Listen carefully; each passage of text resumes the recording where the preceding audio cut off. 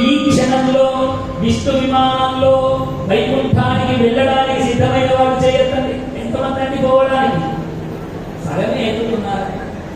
ఎందుకంటే మళ్ళీ ఇంటికి వెళ్ళాలి, ఆయన వస్తాడు, నా పిల్లలు, నా సంసారము, ఇదే మాయలో ఉన్నాం కదా. అందుకని ఇప్పటికిప్పుడు విమానం వచ్చినా ఎక్కలేని స్థితిలో మనం అందరం ఉన్నాం.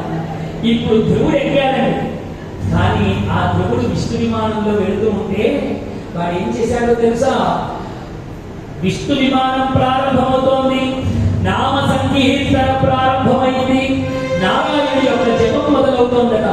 విష్ణు విమానం ప్రారంభమవుతూ ఉంటే ఆ ఇద్దరు దూతలకు నమస్కారం చేసి అక్కడ దూతగా ఒక్క నిమిషం ఆగండి, ఇన్ని రోజులు నన్నే అడ్డు పెట్టుకొని ఉన్నటువంటి నా తల్లి కూడా ఉన్నది అన్నాడు. ఎప్పుడైతే ఆ మాట పలికాడో, ఆహా ధ్రువ, నీ మాతృభక్తి అనన్య సామాన్యము, అదిగో చూడు ధ్రువ, నీ కోరికను నారాయణుడు ముందుగానే తెలుసుకొని నీకంటే ముందుగా విష్ణు విమానంలో నీ తల్లి వెళ్ళిపోతుంది. ఆ ధ్రువ చూడు చూడు చూడు అని ఆ ధ్రువుడికి తన తల్లికి కలిగినటువంటి ఆ అద్భుతమైనటువంటి స్థితిని చూపించాట. ధ్రువుడి ఆనందానికి హద్దులు లేవు. విష్ణు విమానంలో ఎక్కాడు, హరినామ సంకీర్తన మొదలైంది. మనం విమానంలో వెళ్ళకపోయినా నామ సంకీర్తన చేయాలి కదా. ఇప్పుడు మన అందరం కూడా ధ్రువుడితో పాటు నామ సంకీర్తన చేస్తూ ఆ వైకుంఠాన్ని అందరం కూడా చూసొద్దాం.